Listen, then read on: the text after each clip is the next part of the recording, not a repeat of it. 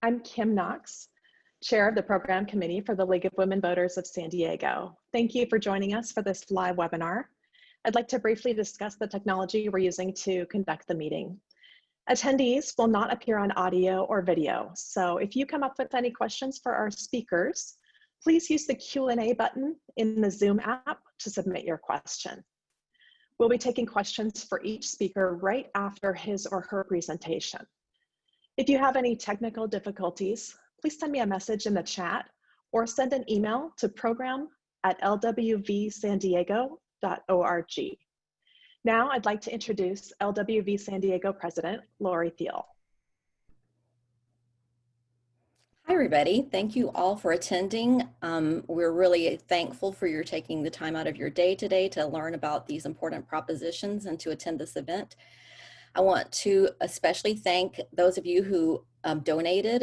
As you know, we have costs associated with these events, and I really appreciate your willingness to participate in helping support those with your financial donations. So today I'd like to talk just briefly about the expert panelists we have. We're very thrilled to have this topic today and the panelists to come and share with us their expert opinions on these particular propositions.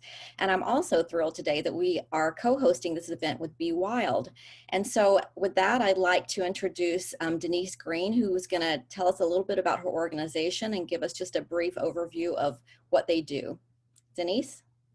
Hi, hello, my name is Denise Green. I am one of the co-chairs of Be Wild, which is Black Women's Institution for Leadership Development. Be Wild was actually created right out of Dr. Weber's home about 3 years ago. Our mission is to create an alliance of women of the African diaspora that provide guidance and support for career in public service that may lead to running for elected office or leadership positions on boards and commissions. We accomplish this by building a pipeline of Black women through comprehensive education guidance, confidence building, as well as professional development. We really wanted to work with the League of Women Voters because they are a strong and respected organization that is constantly educating the community. Be Wild is new and growing, but we found it necessary to make sure we support organizations that are uplifting women voices. Definitely in these times, it is critical that we understand the woman's voice and our worth, because we are the majority, for those victories in every election. And as this year, 2020, marks the 100th year of 19th Amendment protecting women's right to vote, it's time for us all to come together and support each other. And we just want to thank you, League of Women Voters, for extending your hand and inviting us to co-host this event. And we're looking forward to working with you in the future. Thank you so much, Denise. We are really thrilled to have you here and participating with us in this capacity. So I'd like to take a quick moment before we get started with the panelists to just alert everyone to the opportunities that we have. As Denise referenced, we do a lot of voter outreach. We provide information and education sessions for voters. And I'd like to call your attention to opportunities that we're providing during this election cycle. So if you get a chance, I'd invite you to go visit our website. It's lwvsandiego.org. And there you will find 2 or 3 different opportunities to view calendars and upcoming events pages, etc., that will give you information about how you can become involved in our work and in information regarding this election cycle. So you'll see on our pages there committee meetings.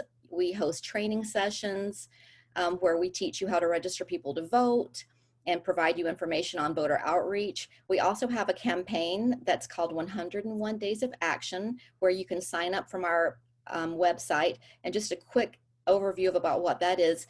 This provides, if you sign up for this list, each day you will receive in your email inbox an opportunity to create some activism for yourself. We guide you in an easy to accomplish activity. Perhaps it's reaching out to your local representatives. Maybe it's calling a friend and making sure they're registered to vote. Maybe it's checking your own voter registration to ensure that you actually are registered and you can receive your ballot appropriately. So we have easy to accomplish activities that make sure that you are doing your part as a citizen to help build this democracy and make this a good election cycle. So I invite you to go sign up for that 101 Days of Action list. Like I said, you will find it on our website at lwvsandiego.org. You also there, while you're there, you'll find a lot of opportunities to participate in or attend events just like this one. Our next event is September 30th. It's called Fair and Impartial, Courts and the Constitution. So that's a discussion about the Constitution, the work of the judicial branch of government, and how we evaluate judges on the ballot. As you all know, if you voted in the past and you've struggled with your ballot, you know some of the hardest candidates to choose are judges. It's really hard to figure out how to choose a judge, and this event should help clear up some of that for you. You will also see opportunities for prop talks. Prop talks are ballot reviews that the League of Women Voters does for community members. So typically we are invited by an organization within our community to come and speak at one of their meetings. So we go and run through every ballot measure for them. We cover every state proposition. There are 12 this election cycle. And for the city of San Diego, an additional 5 measures. So you will find we're actually trying to put that on our site right now for organizations that are allowing us to invite the population at large to come and view these as well. So check those out when you're on our website and pop into one of our prop talks. You'll find a lot of useful information there, and it'll be a good primer for your ballot when you get ready to vote. Another opportunity is the mayoral forum. That's on October 15th. We're co-hosting that with the Women's March San Diego. So that should be a really interesting event. We already have so many signups and we're very excited about doing this co-hosting with them. So today, I'd like to turn to some of the topics we're going to discuss today. As you noted, I just commented on some events that we're doing. The League of Women Voters is an education organization, and we do advocacy as well. So the prop talks that I referenced you to are considered education events. We take a no position on those propositions and those ballot measures while we do prop talks. We just provide you the information that you need to be an informed voter. But we also do advocacy work, and today that's what we're doing. We're doing advocacy work for some propositions, and we've invited our speakers today to talk to us about Prop 16, which allows public agencies to consider diversity, Prop 17, which is voting rights for people who have completed their prison term, and Prop 18, which is voting rights for 17-year-olds. So with that, I'd like to go ahead and get started with our discussion, and I'm going to turn it back over to Kim to introduce our panelists. So thank you. Thanks, Lori. For our first speaker, Dr. Shirley Weber represents California's 79th Assembly District. She chairs the Assembly Budget Subcommittee on Public Safety, and she serves as a member of the Assembly Standing Committees on Education, Higher Education, Elections, Budget, and Banking and Finance. She was previously a professor of African American Studies at San Diego State University, and she served as a board member of San Diego Unified School District. She is the founder of Be Wild, the Black Women's Institute for Leadership Development. Dr. Weber? Thank you so much for inviting me to be here today to talk about Proposition 16. I'm the author of ACA 5, which was the Assembly constitutional amendment that passed out of the Assembly and the Senate that basically made Proposition 16 possible to be on the ballot. The issue of equal opportunity and access is extremely important to me and to those of us in the Assembly. And many of us remember 24 years ago when Proposition 209 was on the ballot. And it passed on the ballot at that time. And what most folks didn't know was that it would have a chilling effect upon the issues of equal opportunity and access throughout California. California is only one of 8 states that has a ban on any kind of consideration of race or gender in the area of education, contracting, and employment. And what we mean by that is that it's not that California has all of a sudden decided to declare discrimination illegal, because that is already declared illegal in California's Constitution, as well as in the federal Constitution, that there is no discrimination, there are no quotas that is allowed in the state of California. But the courts have decided, and have always decided, that race and gender can be considered variables in decision-making, providing that obviously there are there's a need for that to be considered. And as a result, when California passed Proposition 209, it banned any consideration of race or gender in those areas, which meant many of the programs that we had put in place to basically level the playing field, create equal opportunity and access, were then outlawed in California, and we immediately began to see the decline in activities. So for years, the legislature had thought, how can we in some way begin to address this issue and begin to level the playing field in California? As a result of that, ACA 5 was recommended to us by the Equal Justice Society that we should look at it and consider passing a resolution, a constitutional amendment resolution that would then put the issue on the ballot and allow Californians after 24 years to decide if this is the direction they want to go. It was a difficult challenge because obviously putting it on before the legislature meant that we had to have a 2/3 vote, not just a simple majority vote, but a 2/3 vote in the Assembly and in the Senate. And this seemed like an opportune year. Little did we know that there would be a pandemic, a health pandemic, and then there would be a racial pandemic in terms of the death of Floyd. And as a result, it became even more difficult to basically get this initiative going. But what happened was, as a result of all of those issues, people began to realize that this was truly an unequal society, that after all of these years, of 24 years of having a ban on any consideration of race and gender, we then had created an unequal setting because the issues of race and gender were still part of Americans' life and society and impacted the society and was reflected in the things that we did. And so not being able to address those issues in any way whatsoever made it exacerbated the situation. And so as a result, we were fortunate enough to convince the legislature to pass ACA 5, which needed to pass by 2/3. But fortunately, in a bipartisan method, the ACA 5 passed the Assembly and the Senate with 75% of the vote, making it eligible to be placed on the ballot, and it is now seen as Prop 16.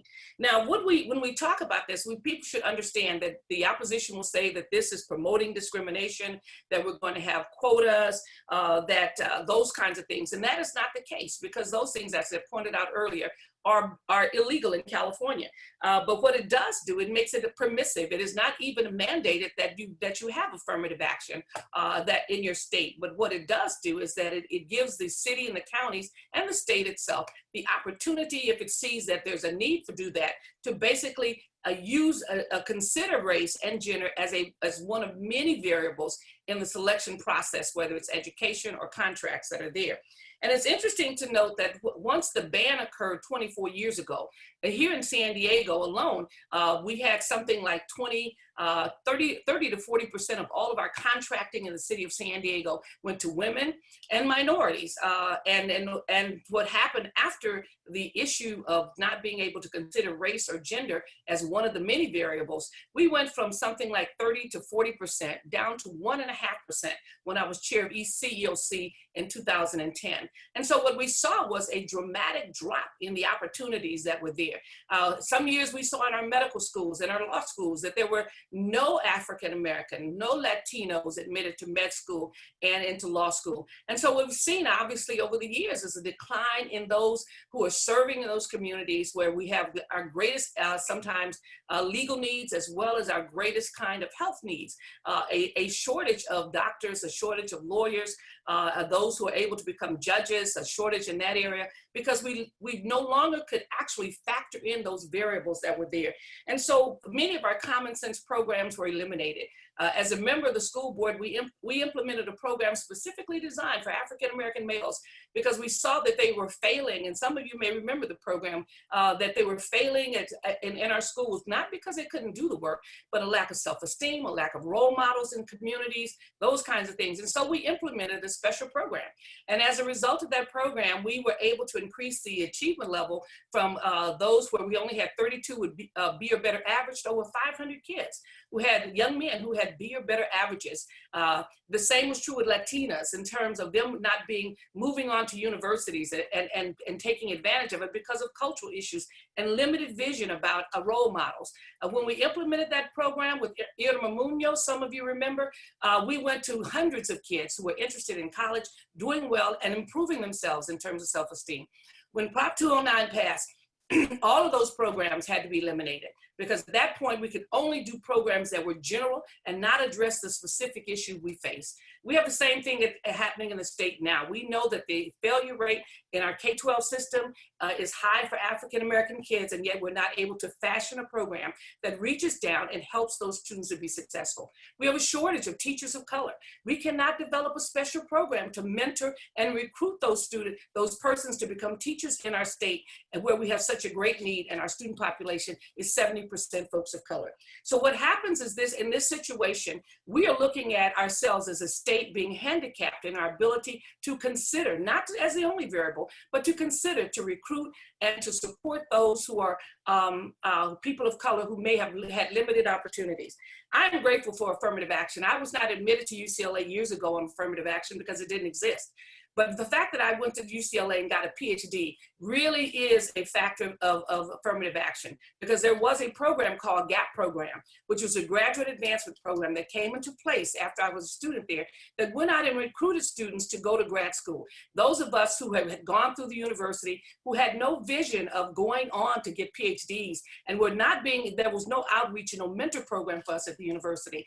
The GAP program looked and saw us and said, this is a student who can do well in grad school. And as a result, brought me in, made me a GAP student, helped me to survive at the university, not by taking my exams, but by role models and individuals who work with me to understand what it is to be a graduate student, what it is to do well in a PhD program. And so those kinds of programs now have been eliminated. And California is one of the 8 states that will do that. So we realize that the fight is not over. It's really apparent when we look at the marches in the streets with Black Lives Matters and others. And this will not solve all of our problems, but it surely is a step in the right direction to begin to recognize the fact that we still have racism, we still have sexism in California, we still have a sense of elitism in California, and we have to do something in a very affirmative way to make sure that we are leveling the playing field and giving everyone in California an opportunity regardless of their race or gender. So Proposition 16 gives us the chance to do that. Where now we're banned from being able to do it, it is one of the permissive things that if a city, a county, or the state chooses to, can basically develop such a program. So I'm very happy to be here today. Hope those of you who are voting will seriously consider voting yes for Proposition 16.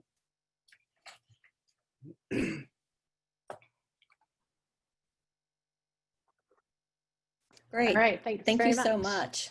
Go ahead, Lori. Well, that was I'm just very pleased with that. I think people have some confusion around this proposition because, as Dr. Weber just mentioned, it does kind of intersect somewhat with not only our state constitution, but our federal constitution. And I think there's some confusion, so I really appreciate you clearing that up, Dr. Weber.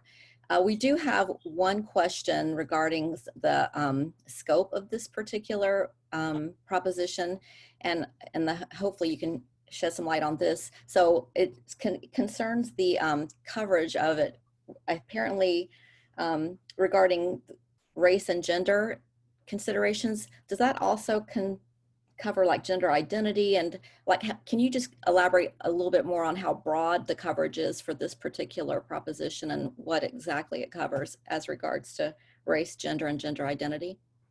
Well, I think obviously the whole discussion of race, gender identity is probably very new. But I think that what we've seen in the past in terms of litigation is that it does cover that those are still issues that are there, that if there's issues from discrimination for those particular issues, they would be included in this.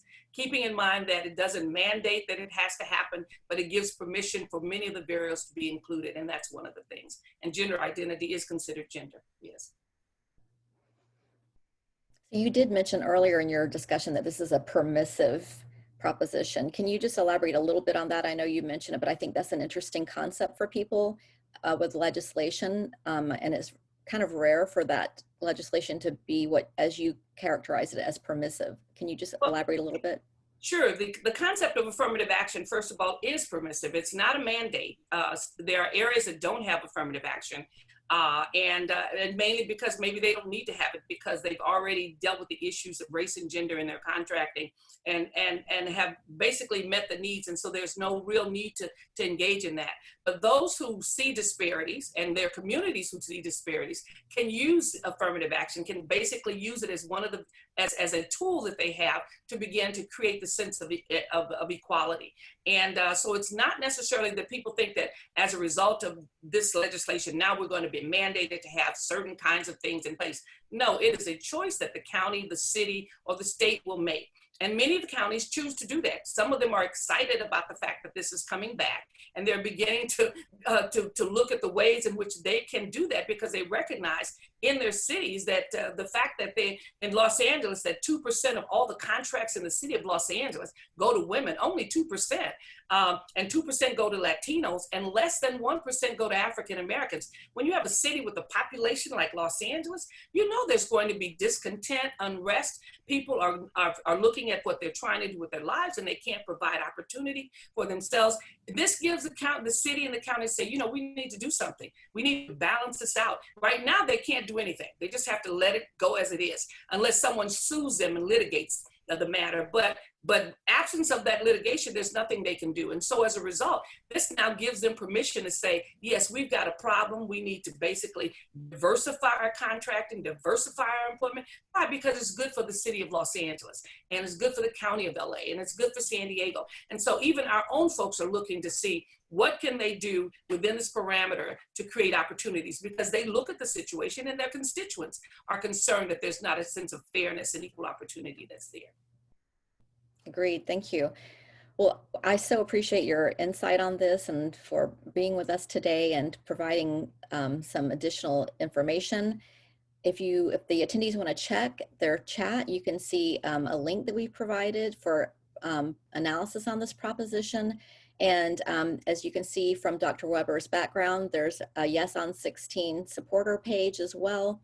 And we invite everybody who's in attendance to just, inform yourselves and give yourselves a little bit more information on this. And as we go forward, we'll continue to educate and inform our voters. But I really do appreciate your participation here, Dr. Weber, and thank you. Thank you. Thank you for the support, and thank you for the opportunity. Absolutely. Thank you. Our next speaker is Shay Franco-Clausen, a community leader whose work includes educating voters, neighborhood cleanup projects, mentoring youth through sports, advocating for small businesses, housing protections, women's and LGBTQ rights, and working on policies in the California State Assembly. She's been a leader in Santa Clara County on the Open Space Authority, the Commission on the Status of Women, and the Human Trafficking Commission. She also helped organize and lead the first Women's March in San Jose in 2017. She's joined today by Brett Shears of the Yes on Prop 17 campaign. Shay?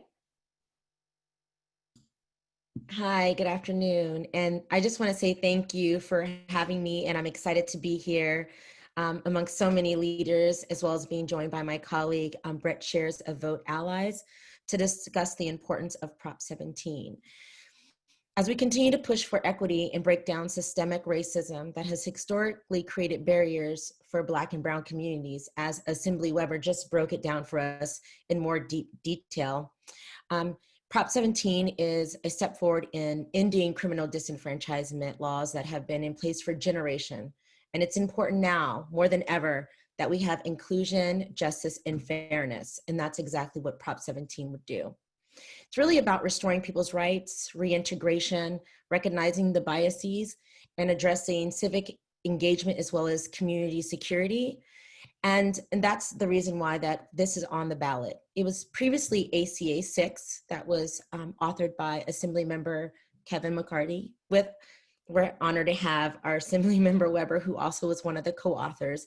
And what Prop 17 will do is it will restore the voting rights of over 50,000 people in California that are currently completed their prison terms. They're working in our communities, they're paying taxes, they're raising their families.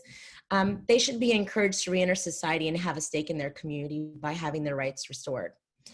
Prop 17 will right the injustices and restore voting rights in California, because while they may be on parole when they complete their prison terms, Parole is not a punishment. Democracy also, needs to recognize the biases in our criminal justice system, because it really, it is for Black and Brown and poor communities who are more likely than others to be convicted of crimes and to lose their voting rights. While, wealthy communities, they can also afford to pay for the best lawyers. Because of persistent and systematic racial inequities in our criminal justice and legal system, 3 out of 4 people that are in prison are Black or Latino or Native or API community.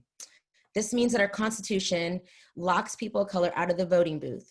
And we can't elect a government that represents us all when some of our members in our community are excluded from elections and denied the ability to participate in democracy. I'm joined by Brett Shears, as I said before, from Vote Allies, and I will hand it over to Brett to add any other comments. Thank you, Shay. I was going to say, how are you going to follow up Dr. Weber? Because that was extremely powerful for Prop 16. Right. You did an amazing job. So yeah, I'll just add a little more flesh to this. One thing that I think a lot about, and first of all, I should say I'm a proud League member in Los Angeles, so I definitely support the work the League does in general statewide. And the League of Women Voters of California is one of the co-sponsors of this bill. They've helped usher it through the whole process, and they're one of the biggest amplifiers of this message. And it makes sense because we're talking about voting rights. And most people look at California and we assume that we are at the vanguard of voting rights, but we are actually behind 19 other states and Washington, D.C. in this regard. And when I tell people that, I think they're not happy, and they are definitely surprised. I told one of our coalition partners this 2 years ago when we started this effort, and I told back then the number was actually much smaller. It was closer to 15, 14, and they were surprised even at that. So just in the past couple of years, we've been leapfrogged by states like Nevada, Colorado, New Jersey, New York. All these states have moved ahead of us. A lot of these states we see as peers. There are states that we see as more regressive than us that are actually ahead of us. States like Montana, Utah, North Dakota, these are all states that are ahead of California. So again, I think it surprises a lot of people that we are here. But just to tie it back to what Shay was saying, is this is a racial justice issue that is at the forefront of all civil rights. People who are formerly incarcerated face tens of thousands of collateral consequences. All of these things that they are forbidden from doing, which send signals to them about, we don't treat you as everyone else in our society. The difference in a situation like we're talking about right now is people on parole are people who have finished their prison term, living in their communities, as Shay mentioned, being reintegrated into their communities, and we are depriving them of this most fundamental right. So what does it say to them about how we really want them to succeed, or in this case, not? And we feel that this is a fundamental part of the racial injustice that we're seeing. And this proposition really meets the urgency of this moment, along with a lot of the other ones that are on the ballot, but we really feel we are right there along with those fights. And we definitely encourage you to support it for that reason. It's the right thing to do. It's the moral thing to do. It's the progressive and definitely the meeting of the moment, and that I think we all need right now. That's it for me. Thank you, Brett and Shay, both. We appreciate your rundown of that. We do have a couple of questions specific to Prop 17. And as Brett pointed out, the League of Women Voters of California is very invested in this proposition and is pushing to advocate for it, et cetera. We were one of the original organizations that helped form the coalition. So I appreciate that, Brett, for that additional insight. Here's one of the questions from our attendees, and it references the, well, it doesn't say this, but I know that it references the Florida Voting Felony Rights Act that was passed a couple of years ago by the voters there. As many of you know, voters there did overwhelmingly decide to give to enfranchise voters who were on parole and had left prison, and their legislature and other organizations have fought against that. So this question is, will people here have to have paid all their fees before they can vote, as is the case in some states? Do you want to take it, Brett? Sure. Yeah, thank you for that question, Catherine. No, there is no fines and fees, restitution, or payment associated with the crimes to restore voting rights in this bill. And similarly to the Florida bill, they had a large number of what we call carve-outs. There were these exceptions, which created a really complicated and administrative mess. One of the co-sponsors of this bill is the Secretary of State, Alex Padilla. And I think one reason why he likes it so much is it really makes his job a lot easier. Paying fines and fees, figuring out who owes what, when the county registrars communicate with some central office to figure out, okay, is this person actually eligible to vote? It creates a bureaucratic nightmare, and you're seeing it play out in Florida. So thank goodness, no, that is not a part of this. Great, thank you for that clarification. Kim, we have some other questions. Would you like to address them to our panelists? Yes, one person asked, does Prop 17 change anything other than restoring voting rights to parolees? People who have completed their sentences and parole already have voting privileges restored, right? Right, once they've completed their prison system, the statute like that moves forward for parole, they do not until their parole is finished. But like I mentioned earlier, is that parole is not a punishment. It is a reintegration time for you to get acclimated and finding meaningful ways to work in your community. As we work with so many people currently on parole right now in our coalition, I mean, they're holding down jobs, you know, they're volunteering on different boards and task force. And the one thing they can't do is cast a vote. So we're saying once they've completed their prison term, that their voting rights should be restored. Okay, and what's different between parole and probation? I'll take that one. So, I mean, there are a lot of differences, and there are even subcategories of probation.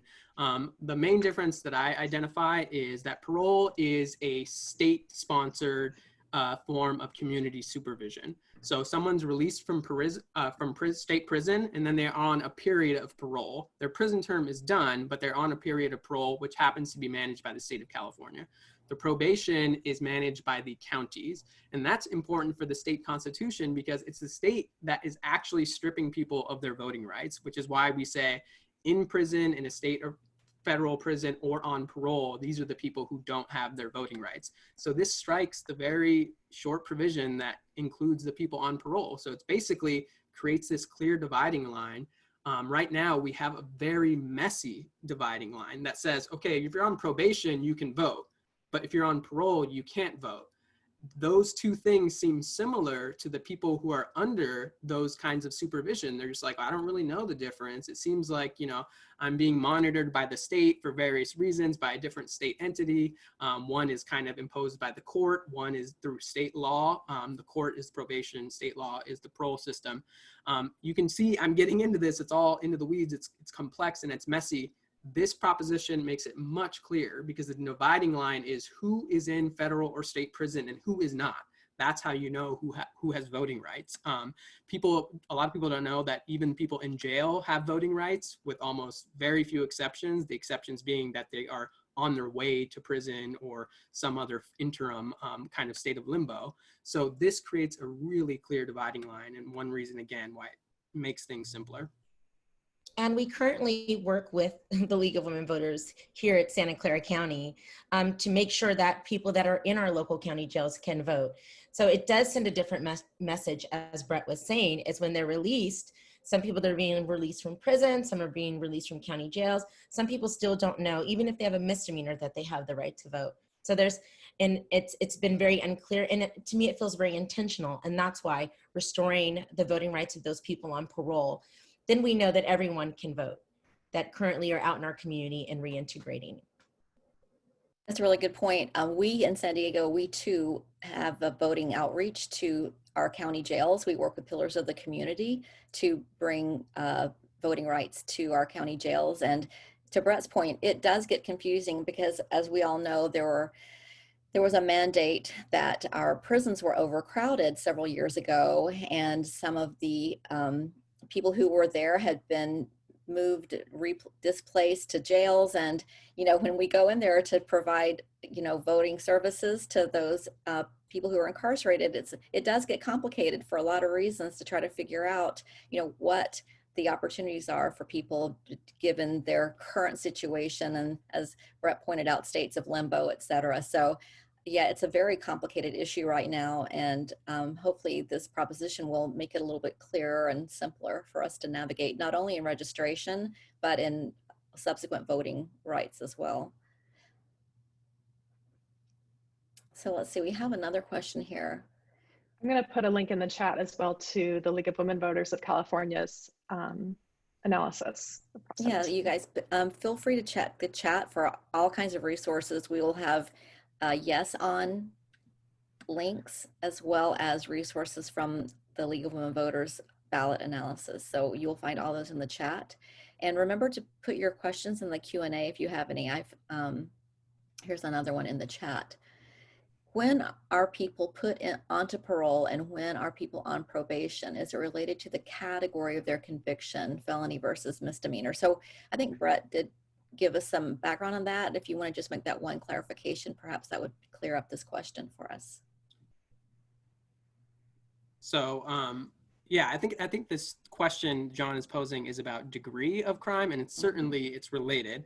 So probation is an alternative to incarceration. There's a lot more discretion involved. Parole is an automatic part of the post-prison term, meaning the person is done with their prison term, they're going to be put on parole. It's a matter of how long, and it's that period of reentry. So of course, the person going to prison versus the person who is not incarcerated at all, it's going to have some effect based on what the crime was, and misdemeanor, absolutely, for sure. We're talking about the term that we use in all of these voting spaces is felony disenfranchisement. So misdemeanor, automatically, we're talking about something different. And I think most people realize that at the least, but for all intents and purposes, people hear crime and they think associated with, restriction of voting rights. In this case, it's a little more clear cut than that, at least. Okay, and to clarify, because there was one question also about whether incarcerated folks have voting rights, and I think what has been stated is that people who are in jail for a misdemeanor do have voting rights. People who have committed a felony and are in prison do not. That's right. Right? That's right. And some people that are doing their prison terms, I think Lori mentioned, in the local county jails also don't have the right to vote. And we work with the ROs in the county jails, and they give us a sheet of those people who are qualified to vote and who are qualified to register to vote, and those that cannot. So I just want to make sure I add that clarifying difference because of overpopulation. Some people are doing some of their prison terms in our local county jails. Okay. And then if this passes, who is going to communicate to the former prisoners that their voting rights are restored? Well, I have two of us here. Make that three. Yeah, three. I will say this, the League is hosting this event. We do a lot of amazing work when it comes to criminal justice reform, voting rights with the League. And I know in partnerships with myself and Brett, obviously, from Vote Allies, this is going to be continuous because we make this big fight. We pass this amazing law. We restore their rights. It's going to take a lot of us to really do the outreach, to work with our reentry centers and all programs that are working with formerly incarcerated community members.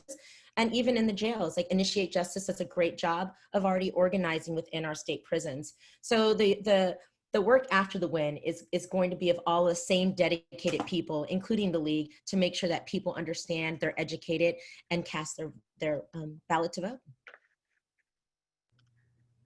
Good point. All right, so I guess our work is not done after this election. Lest we thought we could all just get started. Vacation and relax. You can have a week off. You can have a week or two off. Sounds good. All right, thanks very much, Shay and Brett.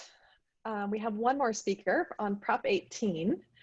As a senior in high school, Tyler Okeke served as the student representative on the LA Unified Board of Education. He and Power California partnered to introduce a resolution to study the feasibility of lowering the voting age to 16 for school board elections. Following the resolution's passage, he joined Power California as a youth organizer, where he helped organize a statewide coalition to support campaigns to lower the voting age to 16. Tyler studies public policy and creative writing at the University of Chicago, where he created the Committee for Marginalized Student Affairs, partnered with student organizers to put on the Rethink Safety Town Hall, and led the Black Students Assure Your Right to Grieve campaign after the death of George Floyd. Tyler? Hi, Kim. Thank you for that introduction. I'm going to share my screen and then we can talk about Prop 18, why it makes sense and what our stake is. Okay. Can everyone see my screen? Is it showing? Yes, okay. So Prop 18, primary voting for 17-year-olds, and it'll be on the ballot November 3rd, 2020 for everyone in California to vote on. And what is Prop 18? Prop 18 is the primary voting for 17-year-olds amendment, which is on the ballot in California as a legislatively referred constitutional amendment on November 3rd, 2020. So it started in the Assembly as Assembly Constitutional Amendment 4, which was a constitutional amendment that was in competition with ACA 8, which was a proposition by Assemblymember Evan Lau to lower the voting age to 17 across the board. But what ended up making it out of the legislature was ACA 4 that we will vote on as Prop 18, which allows 17-year-olds who will be 18 at the time of the next general election to vote in primary elections and special elections in the state of California. So you have two options. The first one is to vote yes and support this constitutional amendment to allow 17-year-olds who will be 18 at the time of the next general election to vote in primary and special elections. And the second choice is a no vote, which rejects the amendment. So I want to talk a little bit about the significance of Prop 18 and youth voices. As introduced, for the past 2 years, I've been doing a lot of work in forcing city councils, states, counties to lower the voting age to 16. And the way that advocacy took form at the statewide level was dealing with what we had, right, which was two propositions to lower the voting age to 17 to different degrees. Prop 18, even though it's not establishing a vote at 16 mandate, is at least bringing more youth voices into political decision making. And I think the basis of the importance of young people being included and represented in our democracy is the fact that we contribute so much already, especially young people of color, right? We drive cars, we pay taxes, a lot of us work jobs, we provide translation services in our households, provide home structures, especially 19 for our homes while our parents work multiple jobs to provide for us. We are also one of the most diverse generations in California and one of the most digitally connected, right? Having unprecedented access to a diversity and wide expanse of thoughts, of intellect, of opinions. And this has allowed us also to be very firm in the positions we've taken when it comes to political matters and also our broad involvement and role as the lifeblood of a lot of movements in America, namely the Black Lives Matter movement, the movement for climate justice, the movement for immigrant justice, and the movement for LGBTQ+ and women's rights. And to validate all of that, I will talk about some data that actually shows how passionate young people are about political issues that have to do with race, class, gender. Power California and Latino Decisions came together a little bit earlier this year to release a youth poll of 1,500 young people of color in California. And we saw that 77% of the folks polled support policies like defund the police and invest in communities. 73% support reparations for African Americans. 85% support creating permanent pathways to citizenship for undocumented brothers and sisters. And also across the board, we identify with being within movements as members. 79% identify as a part of BLM, 70% as a part of the climate justice movement, and 69 as part of the College for All program and campaign. So we've seen that we are a generation that is deeply engaged and deeply paying attention, but we are also a generation that has often existed on the sidelines and the margins of public policy. And we see this, I saw this in my experience as a school board member where I introduced a resolution to explore the feasibility of lowering the voting age to 16 for school board elections.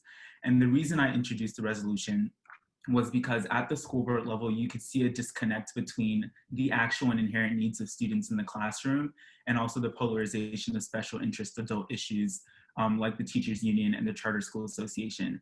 And introducing young voices into our democracy, especially at a moment where we feel not only disenfranchised because we can't vote immediately, but also disenfranchised by the rhetoric of politicians who aren't speaking to the inherent needs and passions that we as young people hold, Prop 18 could expand that number.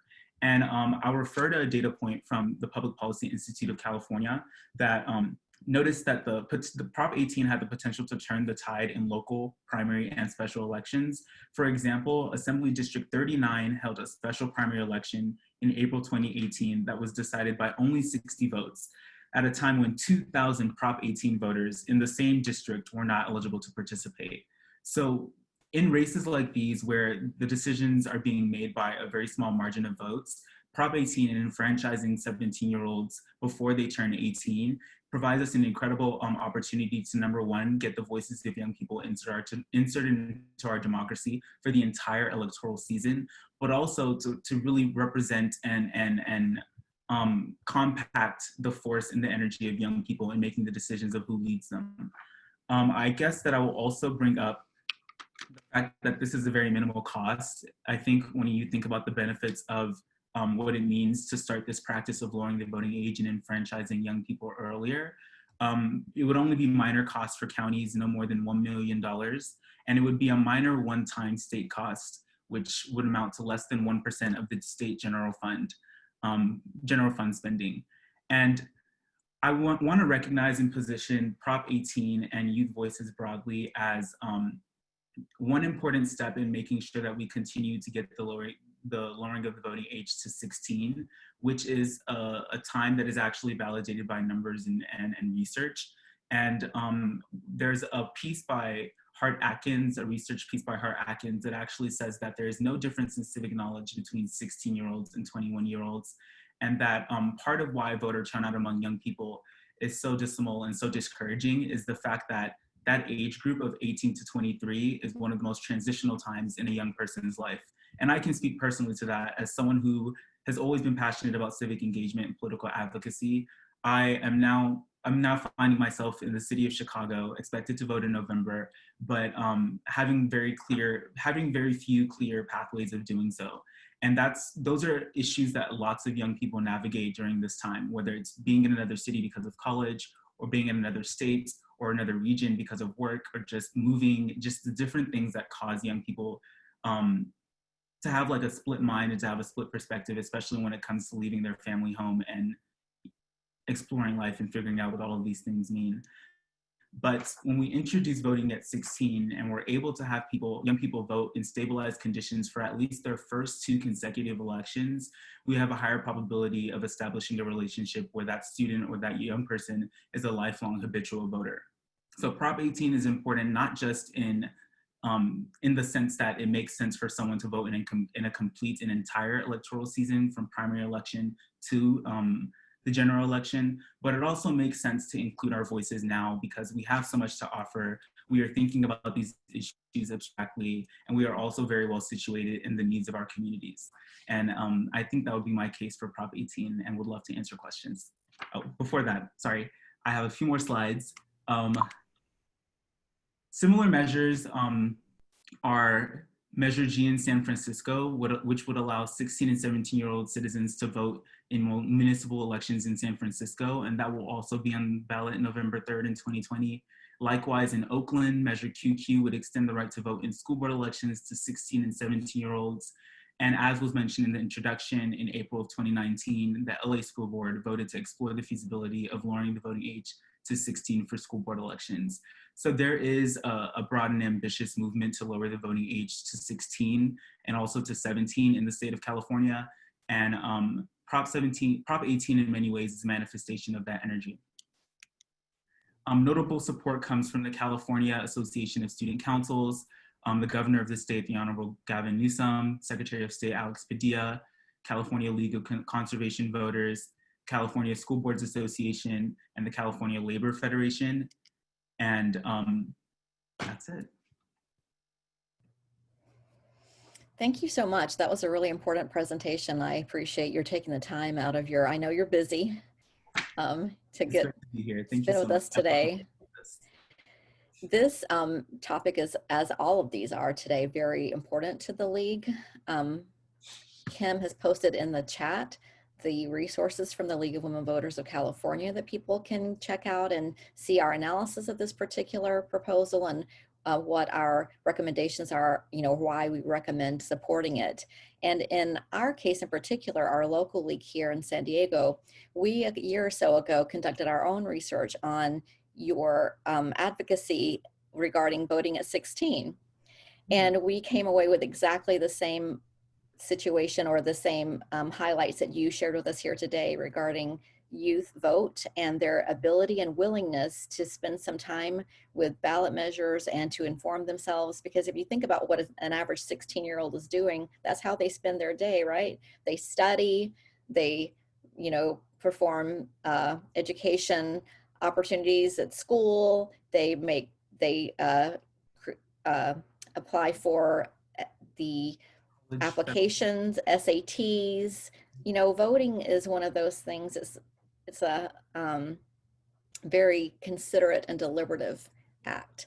And 16-year-olds are very well versed in that, given their exam schedule and their study schedule. So I really appreciate your comments there about their abilities to vote. Because one of the arguments that we found when we talked about voting at 16 was that, you know, 16-year-olds, unlike say a 34-year-old, doesn't really have the ability. But I know some 34-year-olds who I would I would question their critical thinking skills. So I appreciate that. So let's go to a couple of questions here. I think we have one regarding civics in school. So to your point about 16-year-olds voting and youth in school voting, it says that schools don't provide courses in civics. And how, do you have any insight as to how curriculum could be provided and how we could educate and inform these youth voters? Right. So it is true that civics is not required in most public schools, but every single junior in California takes AP US history or a regular US history class when they're a junior at the age of 16. And I think that's one of our main arguments for vote at 16 as well, is the fact that wouldn't it be interesting and perfect to pair voting and civic practice along with an education about like the origins and nature of the country as a whole. So I would say that even for me personally, just taking US history was a very impactful moment in my life when I really got to understand the basics, the roots, and the outcomes of California as a democratic project. And I think voting would have only made that more insightful of a learning experience, and also would have connected me to a lot of the energy that was building up in me as I was learning about America. So a related question regards, is there a measure for San Diego to move to allow 17-year-olds to vote on school boards? And I noticed in one of your slides that some of the people or the municipalities that were considering youth vote were restricting it to school boards and other like local elections. Can you speak to that a little bit? Yes. So in Oakland, it's restricted to school boards. In San Francisco, it would be across the board for municipal elections. And I don't know of any ongoing campaign in San Diego for school boards, but I think that in my personal experience, one of the most effective ways of getting this at least be a conversation at the school board level is to use a student representative who represents young people on the SD school board and have them think about the idea as a concept and see if they're interested in introducing it as legislation. And it's perfect for, number one, bringing forcefully a conversation on the issue, and also having someone who can use their role and position to leverage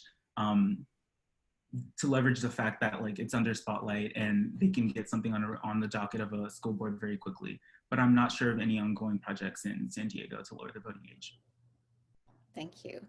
Kim, I think we have a question in our Q&A, and everybody who's interested, please feel free to go into our Q&A and add your questions there, because we'll refer to those as well. Kim, would you like to take that one?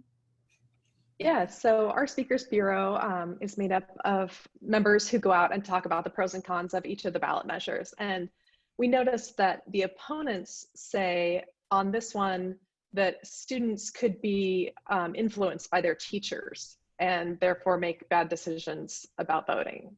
What would your response be to that? It's definitely a question that I've heard a lot, and I think my basic response would be to look to your children, especially in this moment, and see that I'm sure there are differences between what they think solutions to problems that we face now are compared to your own. We tend to be a bit more progressive, tend to be more idealist about the solutions we find to problems. And I would also say that there is research in Europe where they have more practice, extensive practice lowering the voting age and having a record of voter engagement. And it actually shows that young people usually don't tend to vote like their parents. And I think that's indicative of both my energy and the energy of most young people I talk to who have very different opinions from their parents and vote on the perspectives that they generate and cultivate themselves. Thanks for that. I just want to follow up on Tyler's comment here and allude to something that Denise mentioned earlier in this program regarding the 100th anniversary of women's right to vote. As we all know, that the ratification of the 19th Amendment was in 1920. And back then, one of the complaints about allowing women to vote was essentially this, that women were not able or capable or willing to make their own decisions, and that they would be so unduly influenced by their husbands that it would almost be like just giving their husbands 2 votes. So this argument that people aren't autonomous and cannot think for themselves and that their votes aren't meaningful because of that has been around for at least 100 years regarding people voting. So thank you, Tyler. I think that women, hopefully in the 100 years since the ratification of the 19th Amendment, have dispelled that argument, but here we are again having the same discussion about people's inability to think for themselves. So we'll see. That's such an amazing point. Absolutely. Okay, anything else? Does anybody else have any more questions for Tyler? It says that, well, I did not talk too specifically about teacher influence, and I think that's fair. Obviously, I think when we get to situations like in the middle of a teacher strike, and especially because we do know that teachers unions have undue influence on both spending when it comes to school board elections and other local elections, that's a fair concern. But I would also say that I really just implore you to trust young people.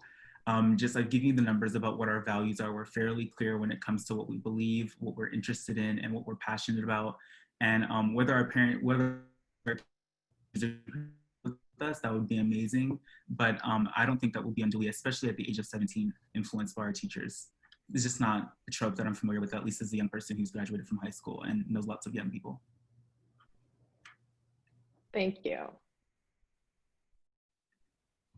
All right, I don't see any more questions, so we may be able to wrap up by 12:30. We'll give it just a second more in case anyone is typing. I think that's it. Our members seem to be pretty clear on this. Vote yes on Prop 18. Yes, we have a lot of advocacy today for these propositions, and truly, again, we're just thrilled to have all the great speakers here today and the information and background on each of these propositions. And I really appreciate everybody who attended today to educate themselves on this. And with that, I'd like to invite everybody to vote. Check your registration. If you aren't registered to vote, make sure you do. You can go to the Secretary of State website and you can register there online. And get out there and get it done, everybody. Thank you again for attending. Thank you to our panelists, and have a very nice afternoon. Bye, thank you.